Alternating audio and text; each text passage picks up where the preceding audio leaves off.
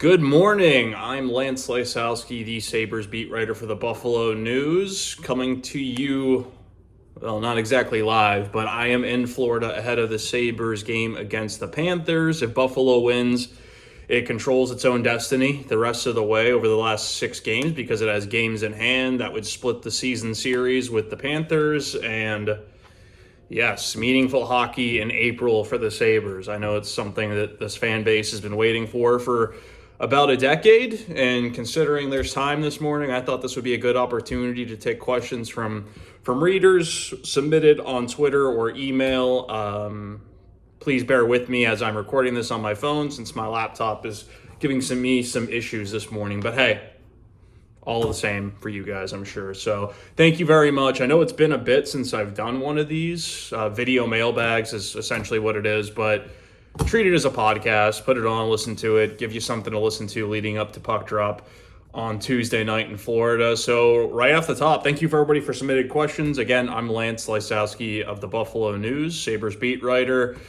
Right off the top, Greg Vorse. Greg, thank you very much. What's Kyle Okposo's future with the Sabres? This is one I've gotten quite a bit recently. Okposo, of course, is a pending unrestricted free agent. If the Sabres choose not to bring him back, he would be free to sign elsewhere in July. I do not anticipate that happening. I see Kyle Okposo returning on a short-term deal. Of course, the cap hit would be lower than the $6+ million that he's making in the final year of that long-term deal that he signed with Buffalo back in the summer of 2016. And I know that this one comes up because, of course, he's the captain, and everybody wants to know if that bottom 6 is going to be, reconfigured entering next season.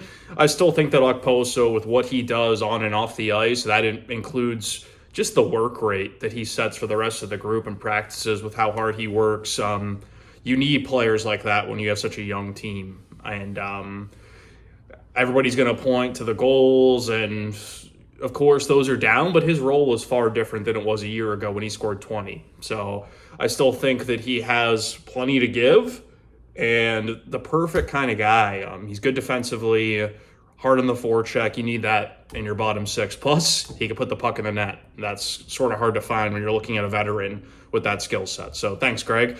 Noah, what do you predict happens with Victor Olofsson this offseason? Noah, the writing seems to be on the wall that Victor Olofsson is going to be on a different team next season. He has 1 year left on his deal at, a shade under $5 million. And he scores goals. It's tough to really say that they're just going to completely walk away from somebody who's going to end up with close to 30. That's a luxury for a lot of teams. The Sabres just have so much offense that I think that it leads to people maybe nitpicking Olofsson's game even more than they did in previous years. And, he scored a lot of empty netters. His 5-on-5 game has just come and gone and been way more inconsistent than even previous years. I just think that with what their needs are going to be next year, Kulich's getting close to graduating to the NHL. Matt-Savoie is getting closer. At some point, you're just going to have a logjam at forward. And, if neither of those two are going to be graduated to the NHL next season, I do believe that this team needs a different kind of presence in that bottom 6. But it's not as easy of a decision as some are making it out to be, because there's no guarantee that Kulich's going to be ready. You're just going to walk away from 30 goals, close to 30 goals on, hoping that, a kid who has a lot of work to do on the defensive side of his game is going to be ready. There's some risk involved. I just think that you look at a team like Seattle, makes a lot of sense for me. Of course, Jason Botterill's there, and they have a surplus on D. The Sabres are going to go out and try to get another defenseman. It's no secret they tried to get Jacob Chychrun, and that Olsen contract, his ability to score goals, I think it's going to be attractive to the right team. It's all going to be about fit for him and for the Sabres in terms of finding the right suitor. Certainly a storyline to watch, so thank you, Noah. John Jarzinski. John, thank you very much. Is there any chance the Sabres are even younger next season? John, of course there is. I mean, Craig Anderson, the average age is going to be altered significantly because they're going to lose a 41-year-old goaltender. All signs point to this being Anderson's final NHL season. A heck of a run. He's going to be in the USA Hockey Hall of Fame. It's been, at least from my perspective, pretty neat covering a guy like that with that resume and the perspective that he's able to offer. So, for example, Devon Levi, who's 21 years old, could be replacing Craig Anderson. Your average age is going down quite a bit just there. And this is even if Kulich doesn't make the team, and matt-Savoie doesn't make the team. So, absolutely. Now, I would caution everybody to not think that it's not a guarantee that Kulich is going to be in the NHL at the start of next season. A big piece of this is going to be, how does he look in the playoffs? Like, how is he going to, and I'm talking specifically about his defense. That is going to be the key to him taking that next step to the NHL. JJ Peterka answered a lot of questions about that side of his game late last regular season and into the playoffs, all the details that he showed.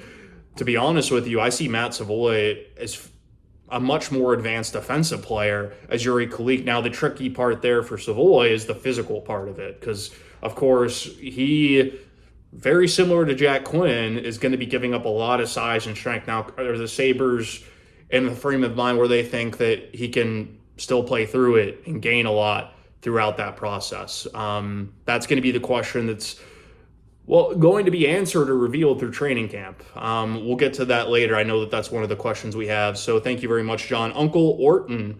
It's funny using these Twitter names. It sounds ridiculous, but thank you for the question. What would you guess the sentiment is in the locker room entering this game against Florida if the Sabres are starting Devon Levi? Devon Levi, of course, has only been here for a few weeks, whereas ukko-Pekka-Luukkonen's been with the team since November. Eric Comrie, through injuries, has been here since the first game. Craig Anderson, of course, is dealing with an upper body injury, so he's not an option to play tonight. I'm sure that players will never talk about this goal. Nobody wants to throw their teammate under the bus. Luukkonen and Comrie are so well liked in the room, and good on Luukkonen to have a couple of really strong games here. Some rocky moments against the Devils, but he got a win, and he gave his team a chance to win against a really good opponent in a game they needed to pull out a victory. So good on him. Comrie has a 2-game win streak, and tough situation for that guy to find himself in. Injuries, underperformance on defense, and he had to find his own game. Let's not ignore the fact that these two, Luukkonen and Comrie, have had opportunities to really answer that question and goal for the Sabres, to prove that they're the solution, and it's just been too up and down. So I think in the grand scheme of things, of course, I'm sure that it might surprise some players, and this goes back to last week, going into that Rangers game, to start Levi in that situation, which was also a must-win in a lot of ways. Hey, he answered a lot of questions. I'm sorry to say that phrase again, but he did. I think that nobody really knew what they were going to get in Devon Levi. They saw him in practice, of course. Everybody knows the resume, but for him to come in and have the game that he had against the Rangers, I think gives people a lot more comfort. And I'm speaking about in that locker room about what he can do in a situation against the Panthers. And hey, that's the team that drafted him. There's a lot at stake there. I'm sure that he wants to prove to them that he should have been the goalie of the future. They traded him because they had Spencer Knight. All the best to Spencer Knight as he deals with an issue that has landed him in the player assistant program. But hey, I think Alex Lyon is slated to start for the Panthers, Devon Levi for Buffalo. It's a situation that nobody would have predicted a few months ago, but hey, that's sports for you. So thank you very much for that question. That Buffalo guy, what are your thoughts on the season so far? It's been everything this organization and its fan base could have hoped for, in my opinion. We all knew there were questions about the roster and experience.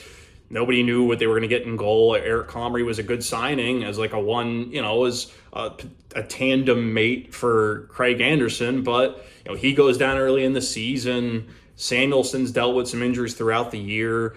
Of course, there's been injuries along the way. There's been dips in performance as pressure has mounted in this playoff push, but they're one of the highest scoring offenses in the NHL. Their power play is top 10. Like that right there, being able to score goals, that's how I'm not getting too far ahead of myself. I'm just saying those are qualities that Stanley Cup teams have. They're going to have to get better defending, and they have the last couple of weeks. It's something they're going to have to sustain for an entire season. Goaltending is going to be a question mark. How are they going to handle this offseason when they might lose a couple of players? How are they going to replace, how the guys handle the pressure trying to repeat career years, but they have made so much progress over these last 2 years. They've got their head coach in place. Don-Granato, I think, has done just a tremendous job. Coaches across the league are going to have to adjust and adapt to the way that offense is way up. And I think that this group has defended pretty darn well when they've been healthy. Losing Samuelson just magnifies the lack of depth. Now, they've got capable NHL defensemen, but they don't have enough that are